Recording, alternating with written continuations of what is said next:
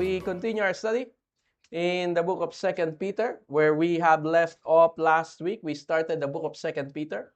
And our theme, of course, still wiser, the call to practical holiness. And today, Second Peter, which we have sub-themed wiser to the end, because what we have said, in this world full of trials and sufferings and challenges, a believer must not lose sight of the prize and endure until the time when Jesus comes back for each and every one of us. Amen. Again, this letter is considered to be the last will and testament of the Apostle Peter as he awaits his execution in the Mamertine prison at the same time when Paul was awaiting his own execution.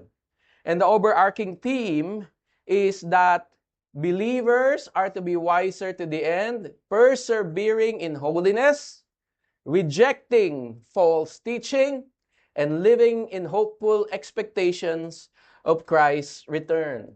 You see, this is a very short letter from the Apostle Peter, only 3 chapters in our modern segregation of the Bible, and it teaches exactly that: holiness, rejecting false teachings and doctrines, and living in hopeful expectation. Last week, as we opened up the book, we've learned one very important thing, and this very important thing is that God had given us everything that we need for life and godliness. Amen. God had given us everything that we need to live a godly life. Therefore, no more excuses, only excellence. No more excuses, only excellence. Therefore, as followers of Christ, there's no valid excuse to not live a victorious life. And when I say a victorious life is a person living a victorious life. It's not what other people will tell you that you're victorious when you have a lot of money or a lot of good relationships or or a good health. That's not a victorious life. A victorious life is basically being able to live your purpose. Amen? He knows exactly why he's here. That's why he's joyful, because he knows that he's doing what he was supposed to do. Amen? And therefore, for us believers, there is no more excuse to not live a victorious life, not because you have been able to exert that power by your own. It's that because God had given us everything that we need to live a life of godliness. Amen. So that's the initial thesis of the Apostle Peter. For we are, he says, partakers of the divine nature. The Holy Spirit lives in you. Amen. And that we have been able to escape the corruption of this world. And today, as we continue to 2 Peter, we are called again to be wiser in the way we live, in this message that I am entitling, Let God and Let's Go. Okay? Let God and let's go, from 2 Peter 1 verse 5 to 11. There are 2 types of believers, talking about believers in this world. And I'm going to ask you a question with a very obvious answer. Have you ever met someone who had been a Christian for many years, yet there's no difference in the way they live from the first they believed? Have you ever met someone like that? Yes or no? Or on the other hand, have you ever met someone who radiates joy, who is a believer and has self-control, who perseveres, who is kind, who is loving? Have you met a Christian who is like that? Okay. Again, 2 types of believers. One can be that believer who grows in spiritual maturity, the other, little to no growth. And today we will measure ourselves. And we will have to understand what real spiritual maturity is. One person is living a very happy and victorious life. He is living his purpose. He is happy. He understands the meaning of his existence. He knows that he is God's masterpiece, created in Christ Jesus, to be displayed to the whole world. And the other, living a very defeated life, sad, no impact in this world, very unfruitful, no change. Both believers, both saved. One is happy and victorious, the other is miserable. Okay? So do not subscribe to what other people will say, that you have accept the Lord Jesus Christ, automatically you will be full of joy and hope in your life. Well, yes, the Holy Spirit will come to you and would want to give you this, but in as far as we enjoying the gifts that God is able to provide, we must be able to cooperate with God.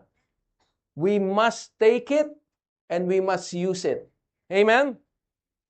Again, these two people, they both go to church, they both read the Bible, maybe they both serve in ministry, but there's a big difference in their life.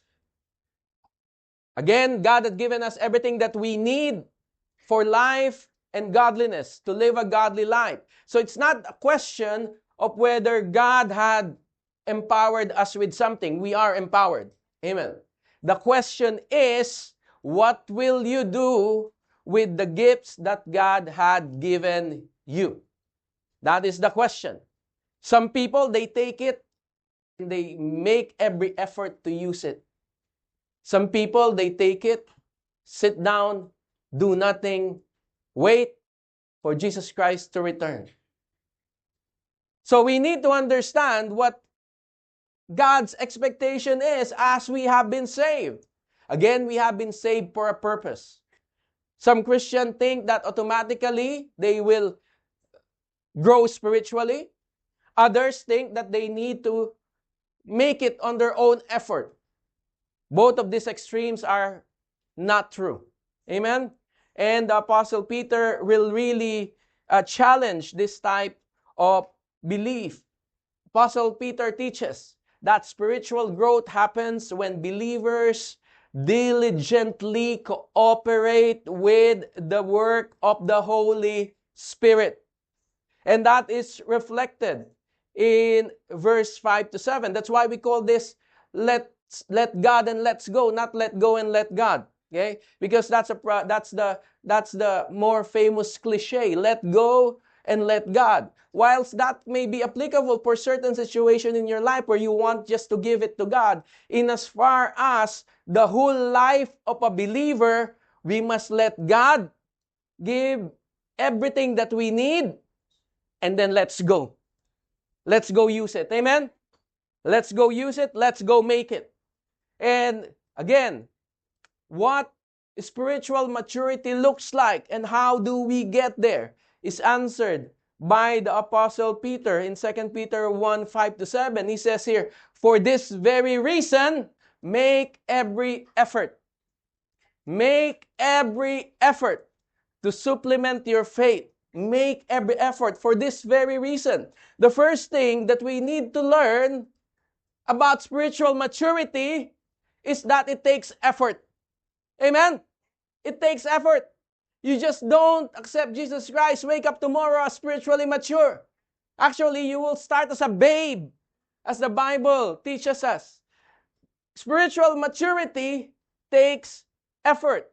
Whilst we have no participation in terms of justification and salvation, that is purely the work of God.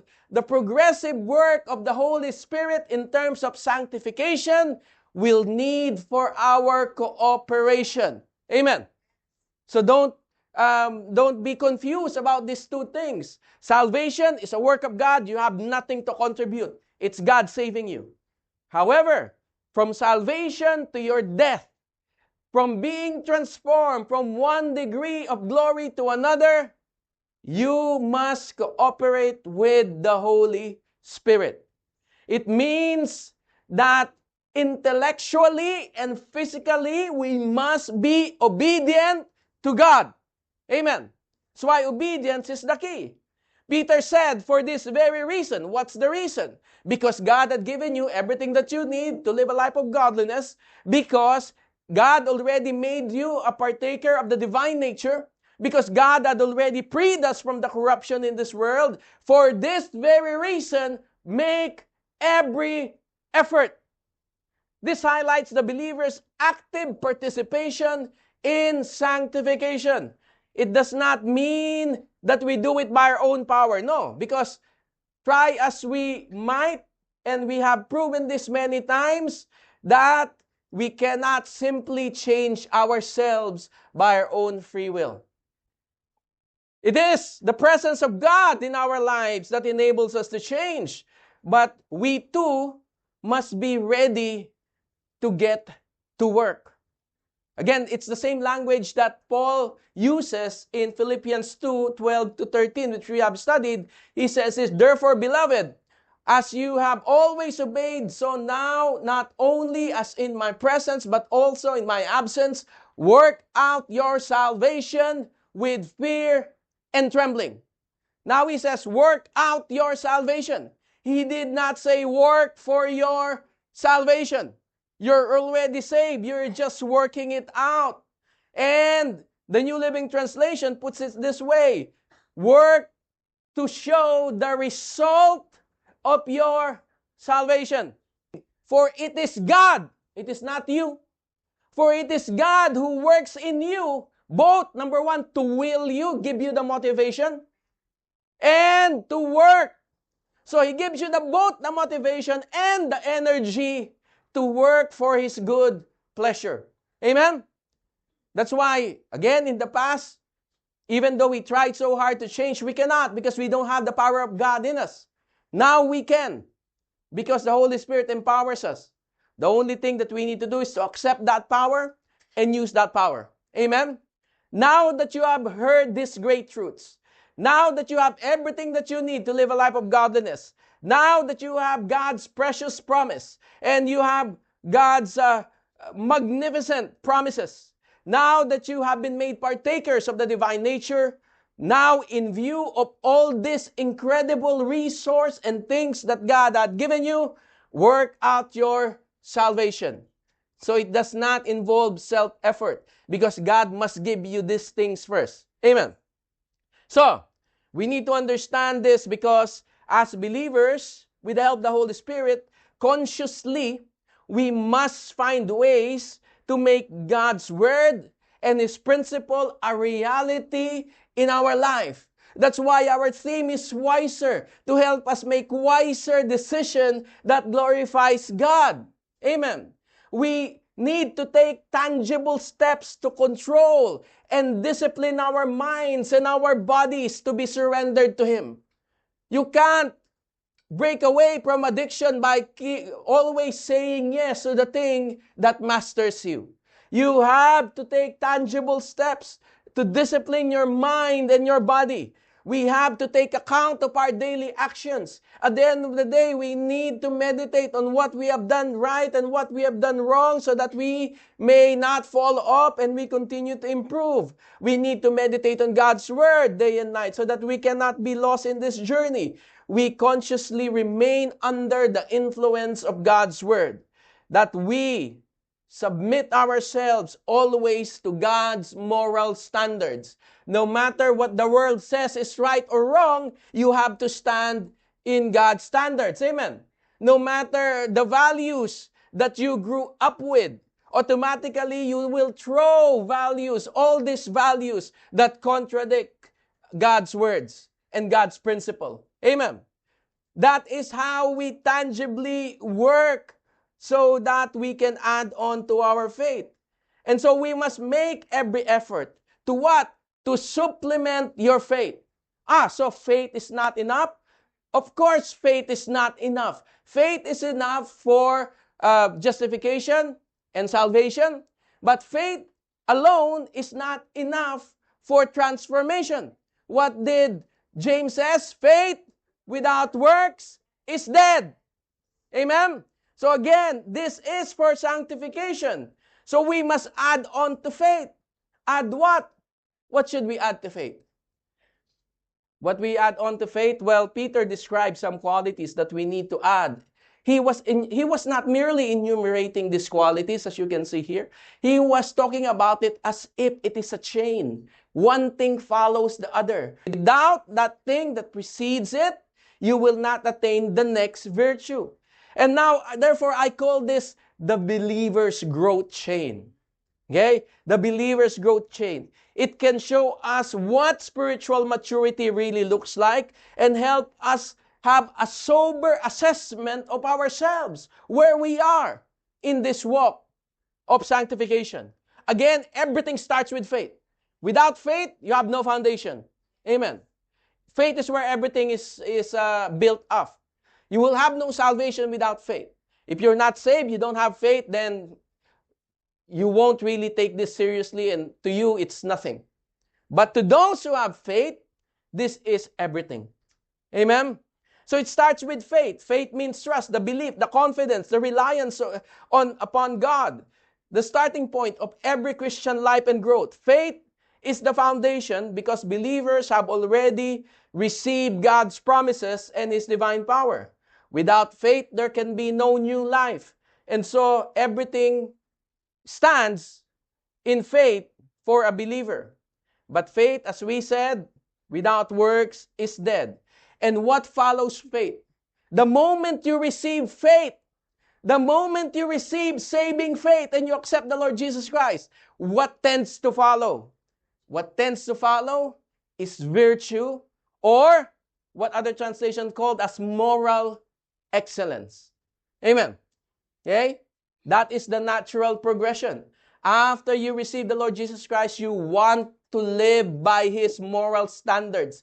There is that thing that changed in you, wherein you don't want to accept those things which are sinful and which are not good in the eyes of God. Amen. You learn and you are willing to put off your old self and to put on the new self. It's the believer willingly choosing what is right and what is pleasing to God, which is not something that comes naturally to human beings. We want to follow our own desire. We want to follow what will make us happy, even if it is not pleasing to God's eyes. But after faith, you want to stand in God's moral standard. That's the next thing. Now, if you want to stand on what is right, the next thing that you will long for is knowledge. Amen? Because now I want to follow you, Lord, but I don't know what is right yet. I don't know what your principles are yet. Therefore, I would like to acquire knowledge. Amen. Real believers, after they accept Jesus Christ, they want to live morally, and now they seek to understand how to live morally. Amen. That's why you make every effort to go to church even though it's raining. Why? Because you want to hear this. You want to understand this. You want to be able to apply it in your life. Amen. That's why you join CCFI. That's why you join the E12 or the 4G. It's not because you are required to, but because you are longing for knowledge, thirsting for knowledge, to be able to use and apply in your life that you may live in God's moral standards. Amen. Because in terms of our chain, knowledge is just the third step there. Unfortunately, there are many believers who would like to just stay here. They just want all the knowledge. And they want all the knowledge because it serves their purpose. You know, if I'm knowledgeable, you all will be influenced by me. And you will be under my control. You know? There are a lot of believers who stays here. Yes, I want to gain all the knowledge in the world. Yes, now, I can debate you and I can legalistically make you follow me. There are a lot of believers who stay there, but knowledge is but the third step in our chain. Now, apply that knowledge is the fourth step. Now that you know what God wants, and now that you know what God does not want, the next thing will be, Lord, I want now to apply it in my life and stop my sinning. Self-control. Amen? Self-control. That's the thing that you want to do. Again, the hardest discipline is self-discipline, but you long for it. You want it. Amen? You want it. Self-control is not God taking away all your desires to sin. I will be the happiest person alive if tomorrow God just says, okay, all your desires to sin are gone. That would have been so nice. But no, my desires to sin is still with me. Even Paul struggled with this. I know what I need to do, but I don't do what I need to do. Instead, I do what I don't want to do. Why? Because it's the sin that is living in me. It's no longer I, but the sin is living in me. We still have the old nature. Self-control is you taking tangible step, being empowered by the Holy Spirit. Now, it is mastery over your own desire. Literally, having power over yourself. You know that the Bible frowns upon any type of addiction? Amen? The Bible does not accept any type of addiction. Okay? Or any type of habitual sin in that case. So no believer should remain addicted to anything. And no believer should choose to habitually sin. Amen. Okay? We know that you are guilty. We are all guilty. Okay? You do things which you know are wrong, but you choose to do them anyway because you lack self-control. But you long for it. You want it. If you have a desire so strong, if you have a desire that is so strong that you cannot say no, that is addiction. Amen? And so how would this addiction go away? You just pray, Lord, take this addiction away. Lord, take this addiction away. Really, it does not work that way. The Lord says, I'm empowering you to take this addiction away by taking the next step. Okay, maybe the Lord is impressing on you this, okay, I'm a social media addict. For 1 week, I will fast and not look at social media. Maybe that the Lord is impressing you that. And then you tell yourself, yes, I want to do it. The next day, oh, next week, Lord. That is lack of self-control. Amen? That means you are being mastered by something else other than God. And the Bible does not support any type of mastery except that from God. Paul mentions this in 1 Corinthians 6-12. He says, all things are permitted to me, but not all things are of benefit. But it does not mean that it benefits me. All things are permitted for me, but I will not be mastered by anything. This is what the Apostle Paul does in trying to discipline his own body, his own mind. I will not be mastered by anything. We must take that to heart. Amen? You say, I will not be mastered by anything. You know, I haven't heard a believer who's not longing for self-control. We all want more self-control. The thing is, we must act upon it ourselves. God has given us the power. Now we have to use it. Amen. Now we have to use it. And self-control will take you away from sin one time. Perseverance or steadfastness will take you away from sin each and every time you are tempted. Amen. Self-control is but the first step. Now you need to persevere. That's why after self-control is steadfastness or endurance or perseverance. It is what increases our experiential knowledge of God. We remain in Him even in the tough times. And the consistency in our walk produces the next step, which is godliness. Once you can persevere over temptations. And I'm not talking about temptation as if it is a whole thing, because it's very much linear. One temptation, another temptation, another temptation, and another temptation. Amen? Because there can be a lot. Okay? So, if you are able to be persevering, godliness develops in a believer. And godliness means reverence or piety, being able to live in the fear of God. Now you fear God. Now you want to actually apply God's word in your life. It's not a religious activity. It is shaped by our awareness of God's presence in our lives. I promise you, if you are addicted to something and you stop it, you will be more aware of God's presence in your life. Because the thing that masters you fills up your mind. The thing that masters you fills up your time.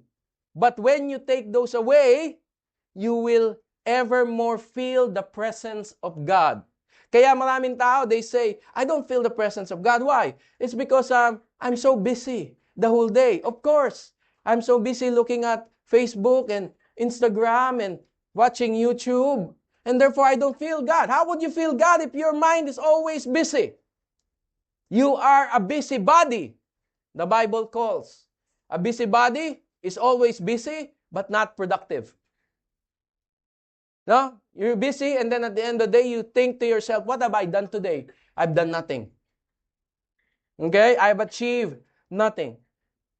But when you persevere, godliness is developed, and godliness reflects outside. Must reflect. Godliness is inside. Okay? You want to follow God. Now, you do everything to follow God. You live your life to follow God. But people must feel that. Amen? You cannot say that you're godly and people don't feel it. That's why the next thing is brotherly love. Brotherly love, meaning a familial affection. Tayo dito, we have brotherly love. We love each other as a family. Amen? Okay? In Greek, that's Philadelphia. Kaya sa US, the city of brotherly love. Godliness that does not affect any relationship is incomplete. Okay? Love for God naturally expresses itself with love for people. Amen. This is why we care for one another and we carry each other burdens. And we express our warm Christian fellowship to one another. But love does not stay there. It's easy to love this. It is easy to love this. Do you agree? It's easy to love your church. Amen? It's easy to love the person beside you. Okay? It's easy. It's easier, at least. Because what is harder is that last love there. Because that last love is the way God loves. That is philo. This is agape. And agape love means loving the unlovable, serving the undeserving, giving to the selfish, di ba? And surrendering your rights for the sake of another. This is loving someone you don't know. What do you think empowers people to evangelize? Bakit ang mga tao nag-i-evangelize sa mga taong di nila kilala? Bakit si Noah nag-evangelize? Because he loved his neighbors. Even though they were making fun of him, that agape love allowed him to evangelize. We've been talking about evangelizing here always. But if you don't have the love for people that you don't know, this is unconditional love, agape love. If you don't develop the love for people that you don't know, number one, you haven't reached spiritual maturity. But number two is that we need to develop that love. Amen. We need to develop that agape love. It does not stop with loving your church. Loving your church is easy. Loving the unchurched is hard. Now, when you talk about spiritual maturity, some people will talk about it as if, oh, I've learned everything already. Oh, I have all the diplomas and the certificates. Oh, I've been to this church and I've been to 10 church. I'm so matured now. Every church is a step to maturity. You want to know whether you're spiritually matured? Where are you on the chain? Where are you on the chain? Are you there? You only acquire knowledge, sit, not do anything with it. Don't even apply self-discipline in your life. Don't even persevere. You can't even love. No, it's easy to love your tribe. You know, it's easy to love your friends. You can't even love your church. And sadly, you can't even love the person that is unchurched. That's why the church needs to beg you to evangelize. That's why the church needs to try and convince you to evangelize. Why? Because you are missing the greatest love of all. And the greatest love of all is not learning to love yourself. The greatest love of all is being able to die for your friends. And that is how Jesus loved us. And that love there, the agape love, is the sign of true spiritual maturity. Amen? You may know everything. Everything means nothing without love. What did Paul say? If I speak in tongues of men or angels, but have not love, I am a noisy gong or a clanging cymbal. And if I have prophetic powers and understand all mysteries and all knowledge, and if I have faith so as to remove mountains, but have not love, I am nothing. If I give away all I have, yes, but have a personal agenda for giving away all I have. Even if I deliver my body to be burned, but not love, I gain nothing. Agape love is the true sign of Christ-likeness. Amen? So don't subscribe to what other people may tell you or what you may believe what spiritual maturity is. You may be serving in ministry and be spiritually mature because you're only doing it for yourself and not for love for other people. Amen? And for you, if you are indeed mature, I can promise you, you have experienced that chain. From faith to wanting to do what is right, to acquiring knowledge so I can do what is right, to then applying it in self-discipline and persevering, developing godliness, loving your brothers and sisters, and then extending your love to another person who is the unchurched, who is the person that you don't know. If I have not love, I am nothing. If I have not learned to love, how can I call myself spiritually mature? Amen? You understand what spiritual maturity is? You know? It's not about all of this. You know? You may have all the certificates and your wall is full of certificates. Paul says, even if I have prophetic power and understand all the mysteries and all the knowledge, even if I knew how God created the universe, but had not love, even if I have a faith that says, faith, I can move a mountain, but have not love, then what? I am nothing. And when you love, you can express that love. You can forgive. You can move on. You can give grace. You don't speak bad of another person. Amen? You bless instead. That is true spiritual maturity. Amen? And this is how we need to measure ourselves. Where are we in the chain? You know, our answer says a lot of things about us because Peter says, for if these qualities are yours and they are increasing. So it's not just a one-time thing, but it develops. It becomes bigger and bigger and bigger. For if these qualities are yours and are increasing, they keep you from being what? Ineffective and unfruitful in the knowledge of the Lord Jesus Christ. But whoever lacks these qualities are so nearsighted. They only see what's in front of them, not far. They are blind, having forgotten that he was cleansed from his former sins. Again, let's bring back those two Christians. One fruitful, the other one unfruitful. The first kind of a believer keeps these values and they keep increasing. The second one neglects the values. They maybe stop in knowledge and don't apply. Most religious people do, isn't it? They stop with knowledge and do not apply. So, both are equally saved, yes, don't get me wrong, if you are a believer, but one is living a victorious life, they are happy. One is living a defeated life. To the one who cooperates with the Holy Spirit, that is the one who surrenders and seek God's, how God wants them to live, how God wants them to have an effective and a fruitful life, that person is growing. He's not standing still. His faith is maturing. His character is deepening. His Christ-likeness is increasing.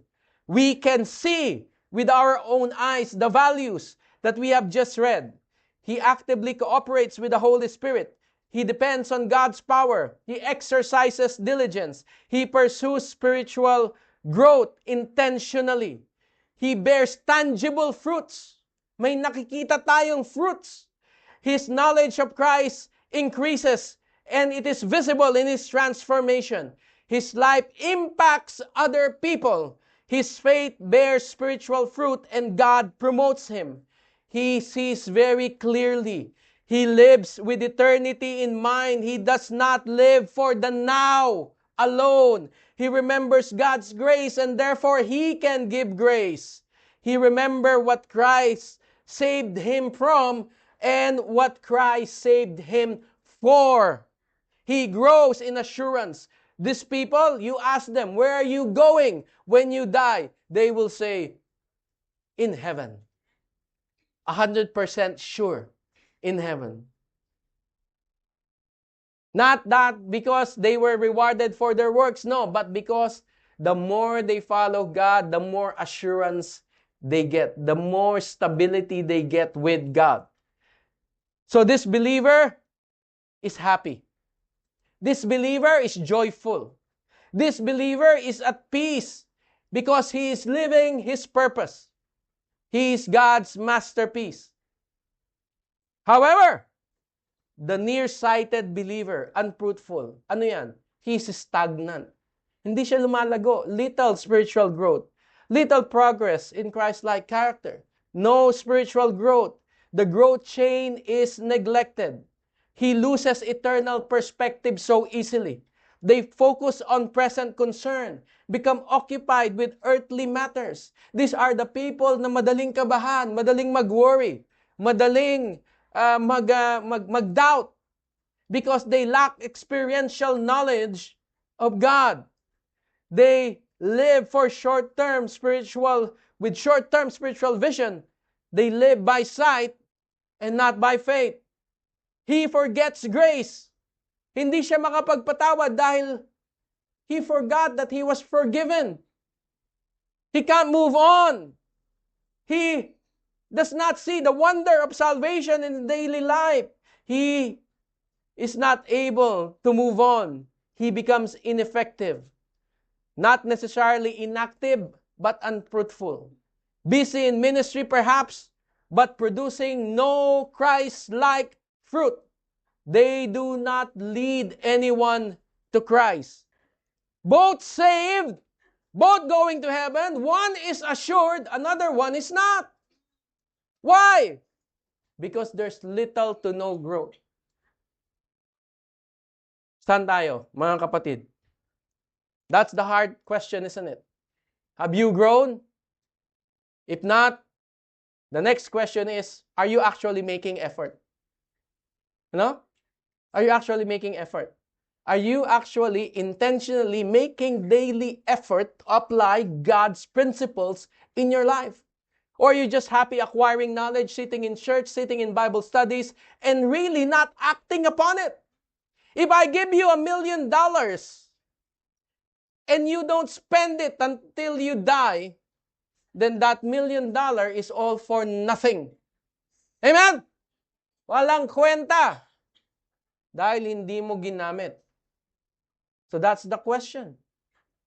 Have you grown? If not, are you making every effort? Remember, the Christian who submits to the Holy Spirit and cultivates Christ-like character becomes increasingly fruitful and effective. They live victoriously. The Christian who neglects these virtues loses spiritual perspective, forgets the wonder of grace, and drifts into unfruitfulness. They live in defeat. Hindi nila alam kung bakit sila nag-e-exist. It's so sad when you don't have a purpose.